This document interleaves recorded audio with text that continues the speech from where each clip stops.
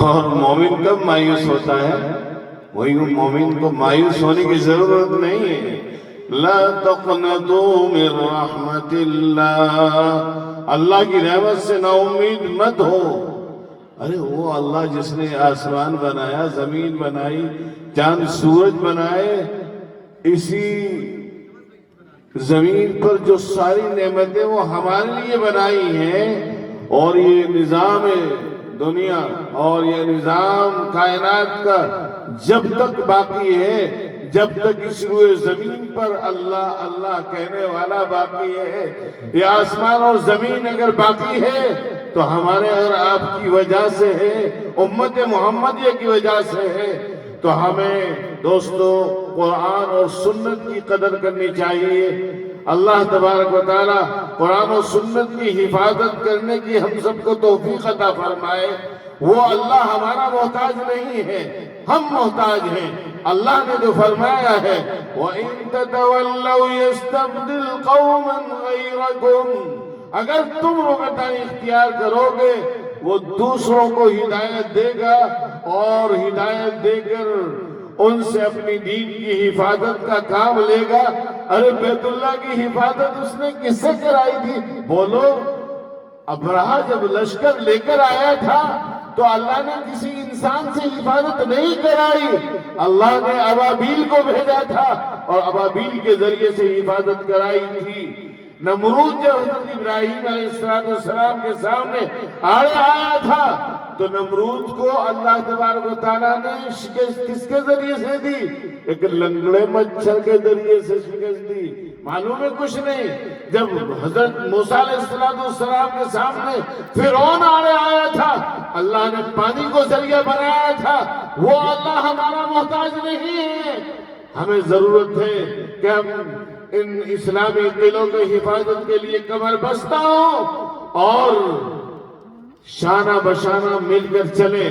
حضرت مفتی صاحب مدذلہ جو میرے محسن ہیں، کرم فرما ہیں، جنہوں نے دارالابرار کے نام سے انٹر کالج کی بنیاد رکھی ہے، یہ عظیم خدمت ہے۔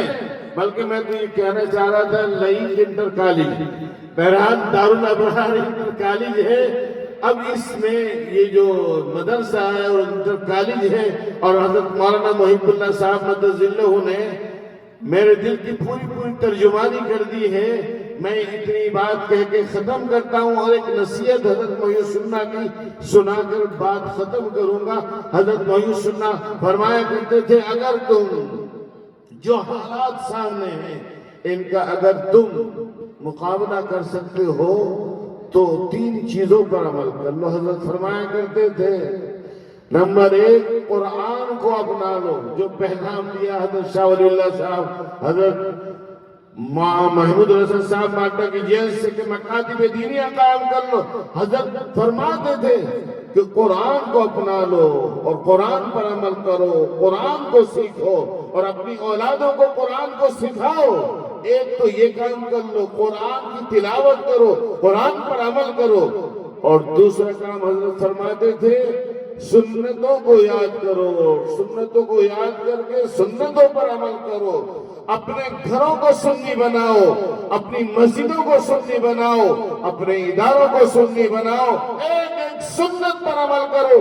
نقش قدم نبی کے ہیں جنت کے راستے، اللہ سے ملاتے ہیں سنت کے راستے۔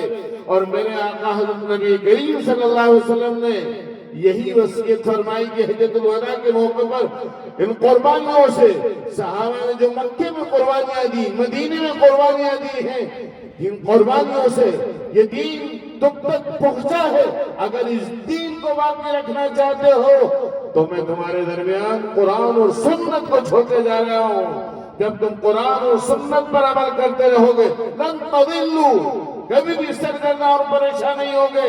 اس کو مضبوطی سے تھامے رکھو۔ میرے شیخ محی السنہ بار بار یہ فرماتے تھے ہم نے پکڑ تو رکھا ہے، کسی نے 1 انگلی سے، کسی نے 2 انگلی سے، کسی نے 3 انگلی سے، مضبوطی سے تھامنے کی ضرورت ہے۔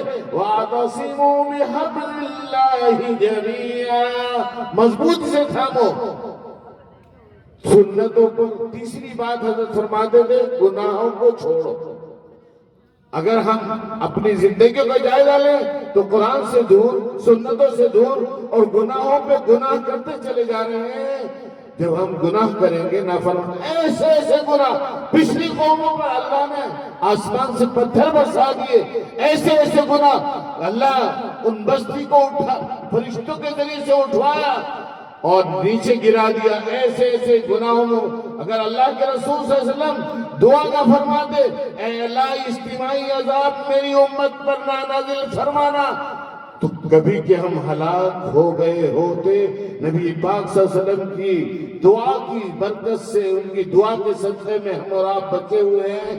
تو حضرت والا حضرت فرمایا کرتے تھے، قرآن کو اپنا لو، سنتوں پر عمل کرو اور گناہ کو چھوڑو، تبھی تم یہ جو اتنے حالات سامنے آ رہے ہیں، کبھی کہیں کوئی حال ہے، کبھی کہیں فساد ہے، اگر اس سے بچنا چاہتے ہو تو قرآن کو مضبوطی سے تھامو اور سنتوں کو اپناؤ اور گناہوں کو چھوڑو۔ اللہ تبارک و تعالی ہمارے اس اجتماع کو قبول فرمائے اور دار الابرار اور انٹر کالج جو قیام ہوا ہے اس کا سنگ بنیاد رکھا گیا ہے۔ اللہ مفتی صاحب کے تمام تعلیمی تعمیری منصوبوں کی تکمیل غیب سے فرمائے۔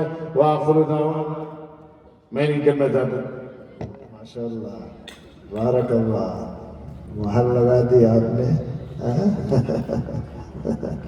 ٹھیک ہے، ہاں جی نکل جائے۔ بعد نماز مغرب طلبہ کا تقریری پروگرام ہوا تھا، اس میں مسابقہ بھی شامل ہے۔ اس مسابقہ تقریری میں جو طلبہ